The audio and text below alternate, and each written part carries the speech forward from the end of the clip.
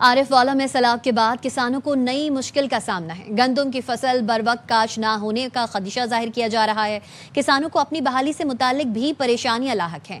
मजीद जानते हैं ARY news के नुमाइंदे मोहम्मद असलम चौधरी से। जी असलम, बताइएगा। इस वक्त दरिया सतलुज के मुकाम आरब वाला पर मौजूद हूँ। यहाँ पर किसान बोर्ड के ओहदादारान, ज़िलाई ओहदादारान मेरे साथ हैं। किसानों को इस वक्त बहाली और आबादकारी के लिए किन मसाइल का सामना है, उनसे जानते हैं। फसलें तबाह हुई हैं, इनमें गंदम है, धान है, चारा था, लोग बेघर हो गए हैं। एक बहुत बड़ी तबाही का मंजर है। तो हम गवर्नमेंट से मुतालबा करते हैं कि वो गंदम की कंट्रोल प्राइस का ऐलान करे और लोगों को कम से कम 50,000 फी एकड़ के हवाले से अमदाद दी जाए और फिलफौर दी जाए ताकि किसान जो है वो दोबारा बहाल हो सके। इनका कहना है कि हुकूमत से हम ये मुतालबा करते हैं कि किसानों को दोबारा से अपनी फसल की जो काश्त है, खासतौर पर गंदम की, उसकी काश्त के लिए 50,000 रुपये फी एकड़ मुआवजा एडवांस में दिया जाए ताकि किसान दोबारा से बहाल और आबादकारी में कामयाब हो सके। जी।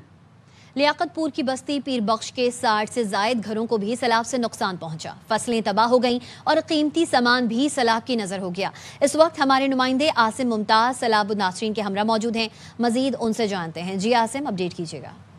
जनाब के सैलाब ने जो है शबाजपुर शर्की की बस्ती पीर बख्श के 60 घर हंसते बस्तों को उजाड़ के रख दिया है। किसी का घर मुकम्मल तौर पर गिर गया है तो किसी का जज्वी, किसी की चार दीवारी नहीं बची तो किसी का कीमती सामान जो है सैलाब ले डूबा है। इस वक्त एक बेवा अम्मा भी मौजूद है और इलाका मकीन मौजूद है। उनसे पूछते हैं, अम्मा दसो कितना नुकसान थे तुम्हारा? मैं मेहनत मजदूरी करते एक कमरा बड़ा में कच्चा, वो भी मेरा घिर गए, मेरा माल भी लुट गए। 60 घर तकरीबन, कहीं दा घर ढह गए, कहीं दीवार ढह गई, तो किन्हें फसलों भी सजा अपने तबाह थी गए। सारी हुकूमत को अपील है, सारी मदद की वजह आफत ज़दा करार दिता वजह। ये मुतालबा कर रहे हैं हुकूमत वक्त से कि हमारे इलाके को आफत ज़दा करार दिया जाए और जो हमारा नुकसान हुआ है उसका सर्वे कराया जाए, जो नुकसान है उसका अजाला कराया जाए। जी।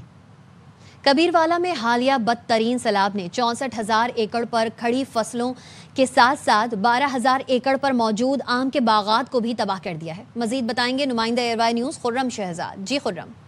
रावी और दरियाए चिनाब ने हर तरफ तबाही की ऐसी दास्तानें छोड़ दी हैं। लोगों के घर दरिया बुर्द हो गए हैं। हजारों एकड़ खड़ी फसलें भी तबाह हो गई हैं। कबीरवाला के इलाके में 10 से 12,000 एकड़ के करीब आम के बागात हैं जो बुरी तरह मुतासिर हो चुके हैं। आम के बाग मुकम्मल तौर पर तबाह हो चुके हैं। दरख्त जो हैं वो बिल्कुल खुश्क हो गए हैं, पत्ते ये अब मजीद जो है फल उठाने के काबिल नहीं है। मैं इस वक्त मौजूद हूँ कबीरवाला के इलाके फाजिल शाह में। तकरीबन करोड़ों रुपए का नुकसान बनता है। इन्होंने हुकूमत पंजाब से अपील की है कि हुकूमत के नुमाइंदे आएँ और यहाँ पर सर्वे किया जाए और इनका जो बागात का नुकसान हुआ है वो फिलफौर इनका पूरा किया जाए ताकि ये नए पौधे लगाकर कारोबार को मजीद जो है जारी रखें। इसके अलावा जिन लोगों के घर गिरे हैं उन लोगों के घर भी बनाकर दिए जाएं और जो फसलें तबाह हुई हैं उनका तमाम नुकसान पूरा किया जाए। जी।